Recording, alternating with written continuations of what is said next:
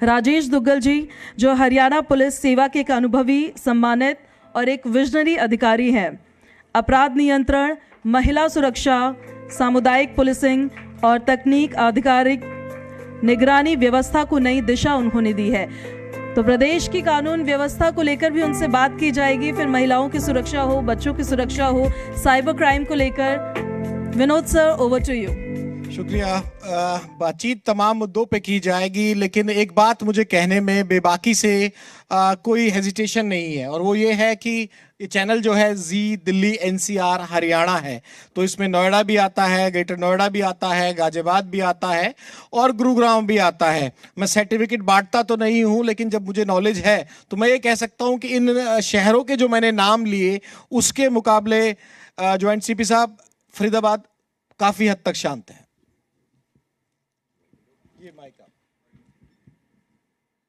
देखिए, पहले तो मैं आपका बहुत बहुत धन्यवाद करता हूं। आपने मेरे को यहाँ पार्टिसिपेशन का एक मौका दिया, उसके लिए मैं अपने फरीदाबाद कमिश्नरेट की तरफ से मैं रिप्रेजेंट करूँगा। तो जैसा कि आपने स्टार्टिंग में ही ये पूछा, हमारा फरीदाबाद डिस्ट्रिक्ट जो हमारा पुलिस कमिश्नरेट है, कंपैरेटिवली पूरे हरियाणा में हमारा बहुत ही अच्छा ज़िला है। काफ़ी यहाँ पे हमारी शांति है। कोई ऐसा हीनस क्राइम कोई हो जाता तो हमारी एफिशिएंट पुलिस है, उसको immediate with in limited time में हम उसको ट्रेस कर लेते हैं। जैसा कि मैं आपको बताना चाहूँगा, हमारे कमिश्नरेट में 32 पुलिस स्टेशंस हैं, 32 पुलिस पोस्ट हैं, और जिसमें 3 वुमेन पुलिस स्टेशंस हैं। तीनों जोन के 3 जोन में हमारा कमिश्नरेट डिवाइडेड है। तो इसी प्रकार साइबर पुलिस स्टेशन भी हमारे 3 हैं और 32 पुलिस पोस्ट हैं। तो अप्रोक्सीमेटली 6000 के करीब हमारी पुलिस फोर्स यहाँ तैनात है। जो हमारे यहाँ फरीदाबाद डिस्ट्रिक्ट की जो पॉपुलेशन एज पर रिकॉर्ड वो करीब कोई 17 से 18 लाख के करीब मानी जाती है, क्योंकि हमारा ज़िला फरीदाबाद यूपी, दिल्ली और 2 हमारे डिस्ट्रिक्ट गुड़गांव और पलवल से कनेक्टेड है। तो इसी वजह से हमारे यहाँ डिस्ट्रिक्ट्स में जो पॉपुलेशन है वो स्टैटिक ना होके फ्लोटिंग है। कुछ लोग दिल्ली में काम करने जाते हैं, रहते हमारे यहाँ हैं, कुछ हमारे यहाँ रहते हैं, दिल्ली में काम कर, तो मतलब ये बड़ा ट्रांजिट हमारा यहाँ पे रहता है। उसके मायने में मैं आपको कहना चाहूँगा कि आज के दिन हमारा कोई भी हीनस क्राइम पेंडिंग नहीं है, जो कोई ऐसा क्राइम जो हमने डिटेक्ट ना किया हो। अभी मैं 2025 की बात करूँगा, हमने 17 गैंग अरेस्ट किए हैं, जिसमें करीब कोई 60 के करीब क्रिमिनल्स को अरेस्ट किया है जो हीनस क्राइम में वांटेड थे, और 15 के करीब हमने मोस्ट वांटेड क्रिमिनल्स को भी अरेस्ट किया है। तो हमारे डीजीपी साहब श्री सत्यजीत कपूर साहब के नेतृत्व में, उनकी कमांड कंट्रोल में हमारा पूरा हरियाणा, पर्टिकुलरली हमारे Satendra Gupta ji commissioner of police, उनके नेतृत्व में पुलिस बड़ा एफिशिएंटली, निष्ठा और ईमानदारी से काम करती है। मैं यही कहना चाहूँगा। लेकिन सर, एक तारीफ तो आप इस शहर की तासीर की भी कर सकते हैं कि तासीर ऐसी है, ना बड़े आंदोलन होते हैं, ना बड़े क्राइम होते हैं। और मुझे करेक्ट भी कर दीजिएगा, क्योंकि मेरे पास तो पूरा डाटा और पूरी खबरें प्रदेश भर से आती हैं। पर्ची फेंक के, ठेका ना उठाने, इस तरह की चीज़ें भी नहीं हुई हैं। तो इस शहर की जो तासीर है, आप तो कई पोस्ट पे अलग अलग रहे हैं, आप जॉइंट सीपी साहब हैं, आप यहाँ डीसीपी भी रहे हैं, तो इस शहर की तासीर में कुछ ऐसा है कि बहुत ज़्यादा बड़ी समस्या पुलिसिंग में नहीं आती है? देखिए, जहाँ तक मैं आपको बताऊंगा, हमारे यहाँ कोई किसी प्रकार की गैंगवार नहीं है। पीछे शराब के ठेकों को लेके जो क्राइम कुछ हुए थे वो हमारे ट्रेस भी हो गए हैं। आपने देखा भी वो पीछे बड़ा सख्त एक्शन हमारी पुलिस ने लिया है। उनको कानून को लड़ते हुए हमारे बहादुर ऑफिसर्स ने उनको जवाब दिया है। और मैं आपको कहना चाहूँगा, हमारा कमिश्नरेट में कोई भी ऐसी फिरौती की कोई कॉल नहीं है। कुछ आई थी जिनको हमने ट्रेस कर लिया, उसमें कोई ऐसा हमारा फिरौती कॉल का, कोई एक्सटॉर्शन का कोई ऐसा केस पेंडिंग नहीं है। अब ये जो आपने पीछे देखा था ठेकों के ऑक्शन के लिए, हमारे यहाँ कोई ऐसा केस रिपोर्टेड नहीं है। सारे हैं आपके रिकॉर्ड में, सारे ऑक्शन हो गए, सारे ठेके, कुछ तो बंद है, वो कोई और वजह से? ये बात तो आपको बताएंगे डीसी साहब या एक्साइज डिपार्टमेंट, लेकिन पुलिस के पास कोई ऐसी कंप्लेंट नहीं है भाई किसी ने ऑक्शन के लिए किसी को डराया धमकाया हो या किसी से कोई किसी प्रकार की के रिगार्डिंग कोई एक्सटॉर्शन कॉल की हो। हमारे पास कोई रिपोर्टेड केस नहीं है। सर एक सवाल आप चाहें तो इसे स्किप कर सकते हैं ना, स्किप का ऑप्शन भी होना चाहिए, क्योंकि भाई आईपीएस अधिकारी है, तमाम चीज़ें होती हैं, हम पत्रकार हैं, हम पूछ लेते हैं। क्या हरियाणा पुलिस को अब छूट दे दी गई है ऑपरेशन लंगड़ा, यानी कि टांग में ही कर दो खेल, कैसे ना पहले गोली नहीं चलाते थे या उस तरह से इनकाउंटर्स की खबरें नहीं आती थी, क्राइम बढ़ा तो इनकाउंटर की खबरें भी बढ़नी शुरू होगी। Being a joint CP of Faridabad, कुछ क्लैरिटी आप देना चाहेंगे कि अगर ऐसी नौबत आ जाए तो पुलिस के हाथ बंद नहीं है? देखिए, कानून में हम अपने सेल्फ डिफेंस में उतनी पावर यूज़ कर सकते हैं जितना कोई हमें उसका अटैक देता है। तो आपको पता है, ऐसा नहीं है कि अब हमने कोई स्पेशल ऑपरेशन कोई इसमें चलाया है, लेकिन हमारे सरकार के, हमारे डीजीपी साहब के क्लियर कट आदेश हैं, हम क्रिमिनल्स को हमारे पूरे हरियाणा में रहने नहीं देंगे। उनके लिए यहाँ जगह नहीं है, उसके लिए हमें कितनी भी फोर्स यूज़ करनी पड़े, कानून बिल्कुल इसमें क्लियर कट है, बदमाश के लिए कोई जगह नहीं है। ऐसा नहीं आप कह रहे भी अभी हमने कोई ऑपरेशन लंगड़ा या ऐसा कुछ चलाया है। आपको पता है, जब मैं भी एसीपी था, मेरे भी 2 एनकाउंटर हैं जिसमें मेरे को गैलेंट्री मेडल भी मिले हैं। तो मैं ये कहना चाहूँगा, ऐसे पुलिस के कभी हाथ बनते नहीं, पुलिस के हाथ हमेशा ही खुले रहते हैं। बदमाश के लिए कोई हमारे पास छूट नहीं है। आगे भी कभी ऐसा मौका मिलेगा तो बदमाश को हम छोड़ेंगे नहीं। सर एक विषय ग्रेटर फरीदाबाद से जरूर मैं आपके संज्ञान में लाना चाहूँगा। ग्रेटर फरीदाबाद का एरिया नया बस रहा है, वहाँ लाइटिंग की कमी है, नई नई सड़कें हैं और तमाम ऐसी चीज़ें हैं जो शायद जो रेगुलर पुलिसिंग है उसके दायरे से बाहर निकल जाती हैं। क्या फरीदाबाद पुलिस के लिए उस एरिया को कंट्रोल करना थोड़ा चैलेंज बन रहा है? मैंने डार्क जोन्स बन जाते हैं रात को निकलने के लिहाज से या उस लिहाज से, तो जो जैसे जैसे शहर बढ़ रहा है, क्या पुलिसिंग के लिहाज से मैन पावर की या किसी और तरह की समस्या फरीदाबाद पुलिस को आ रही है? सर देखिए, आपको पता है कि भी हमारा जो ग्रेटर नोएडा, ग्रेटर फरीदाबाद और जो सोकाल्ड हम नहर पार भी इसको बोल देते हैं, नहर पार का इलाका, तो नहर पार के नाम से ज़्यादा इसको जानते हैं लोग। तो मैं आपको बताना चाहूँगा, हमारा जो सिस्टम है वो बड़ा सेट है।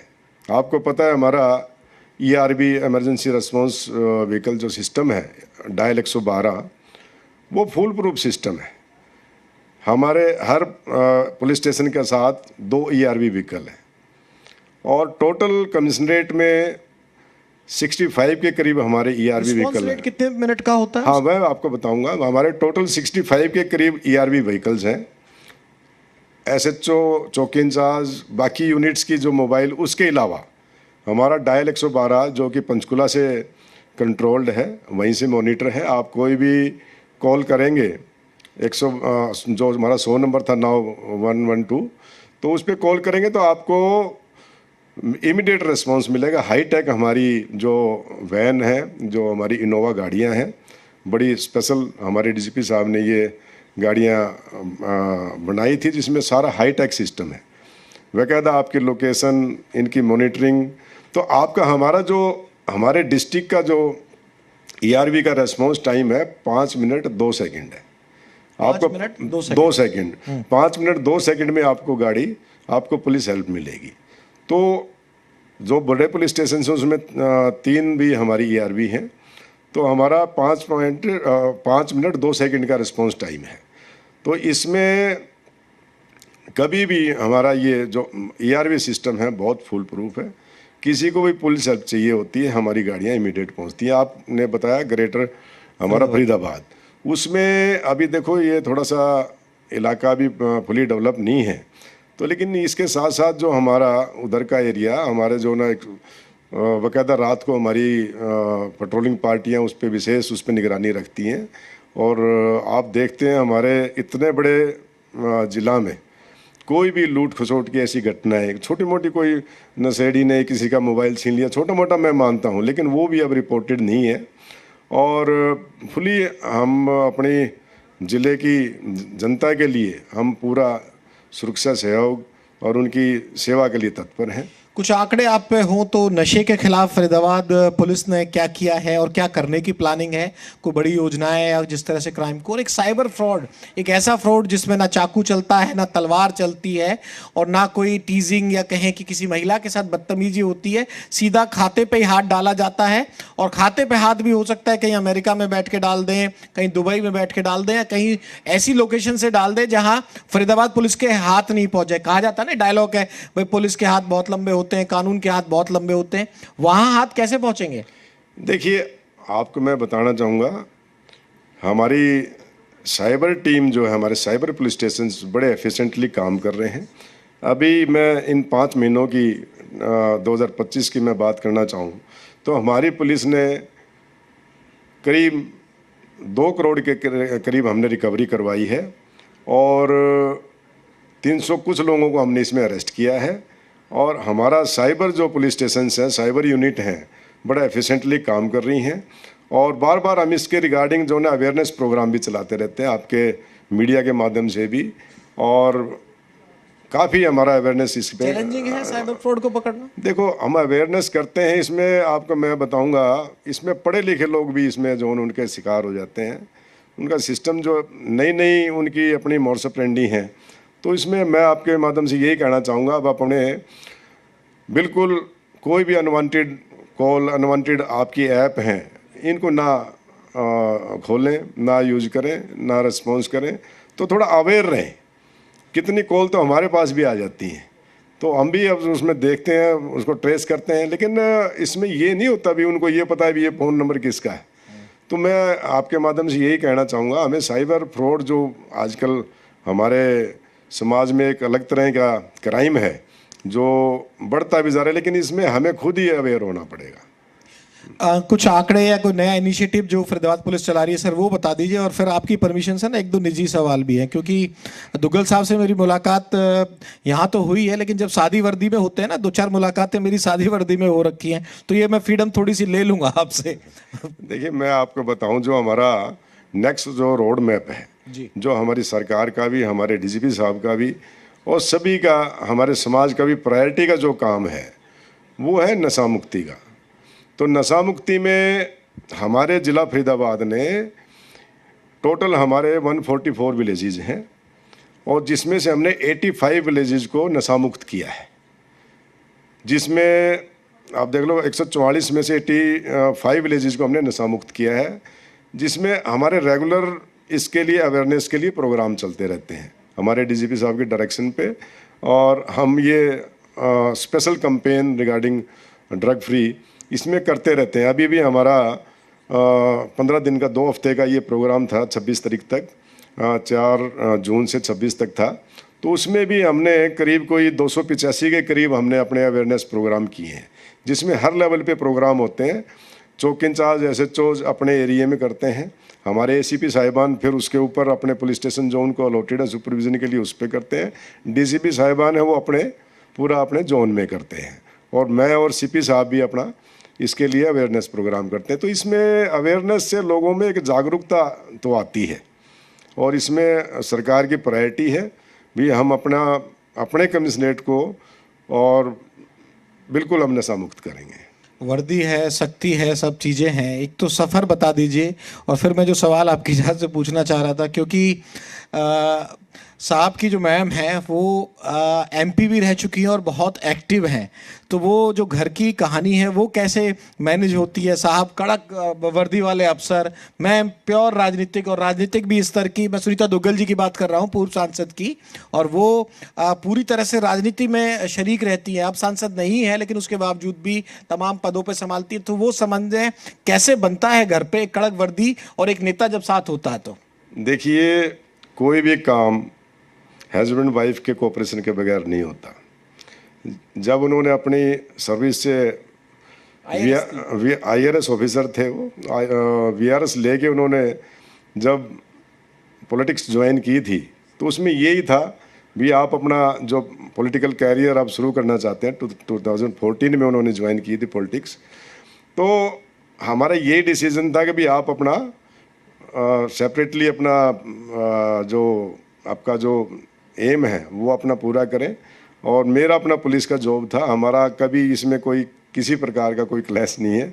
वो अपने पार्ट पे अपना रोल अदा करती है, मैं अपने पुलिस के पार्ट पे अपना पुलिस का रोल अदा करता हूँ। गाड़ी ऐसी चल रही है? गाड़ी बहुत अच्छी चल रही है, इसमें कोई दिक्कत नहीं है। बच्चों की रिस्पॉन्सिबिलिटी है। जब मैं घर पे होता हूँ कहते भी हाउस वाइफ है, मैं हाउस हस्बैंड होता हूँ। तो उसमें मैं अपना बच्चों की पूरी टेक केयर करता हूँ। बच्चे हम एक दूसरे के जॉब में अपने काम में किसी प्रकार की कोई बाधा नहीं है, कोऑपरेशन है। सर, एक आखिरी सवाल इस मंच से सीधा कैमरे पे देखते हुए, और ये जरूर मैं चाहूंगा कि फरीदाबाद पुलिस की तरफ से एक संदेश और अपने सीपी साहब की तरफ से आप जरूर दें कि एक मंच पे मौका है जी मीडिया के मंच पे कि फरीदाबाद वासी अपनी फरीदाबाद पुलिस से क्या उम्मीद रखें। क्योंकि एक छवि जब पुलिस की आती है ना तो पुराने समय से चले आ रहे हैं, चाहे फिल्मों में देखा हो या किसी से, कि भाई आम आदमी शरीफ आदमी तो पुलिस के पास जाने से ही डरता है कि जाएंगे तो 4 सवाल हमसे पूछेंगे। मैं नहीं कह रहा, ये धारणा जो बनी आ रही है उसको लेके या जो भी आप मैसेज देना चाहें सीधा फरीदाबाद की जनता को दीजिए प्लीज। देखिए, मैं यही कहना चाहूँगा, आज हमारी हरियाणा पुलिस हमारे DGP साहब की कमांड में इतना अच्छा काम कर रही है। आप देखते होंगे हमारा पुलिस का रेस्पॉन्स टाइम, और पुलिस आपसे यही सहयोग चाहती है कि आपके पास किसी प्रकार की कोई इन्फॉर्मेशन है क्राइम से रिलेटेड, या कोई भी आप ये समझते हैं भी हमारे लिए इन्फॉर्मेशन वैल्यूएबल है, तो आप अपनी इन्फॉर्मेशन हमें सहयोग करें। देखो, मैं आपको यही कहना चाहूँगा, पब्लिक का हमें पूरा सहयोग है। जो हमने ड्रग फ्री पूरा हरियाणा में हमारे अभियान चला हुआ है, और जैसे ही हमने बताया आपको, हमारा ये समझ लें कि 65 के करीब हमारा पूरा फरीदाबाद ड्रग फ्री हमने किया है, और ये बिल्कुल आंकड़े भी हैं हमारे पास। और मैं यही चाहूँगा अपने ज़िले के नगर वासियों को कि भी आप हमारा सहयोग करें, किसी पर बेझिझक आप हमें इन्फॉर्मेशन दें ताकि हम उसको मैच्योर करें, डेवलप करें और क्रिमिनल तक हम पहुँचें। हम यही चाहेंगे कि भी आप अपना बिल्कुल निडर होकर आप रहें और हमारा पुलिस का सहयोग करें। हम यही आपसे कामना करते हैं। बहुत बहुत शुक्रिया। तो संदेश भी चला गया और तमाम वो सवाल आ गए, क्योंकि पुलिसिंग अगर सही रहेगी तभी किसी शहर का विकास होगा, और इमर्जिंग फरीदाबाद की तरफ बढ़ना है और ग्रेटर फरीदाबाद तक विकास करना है तो पुलिस का साथ तो हर किसी वर्ग को चाहिए होगा। सर, बहुत बहुत शुक्रिया हमारे मंच पे आने के लिए।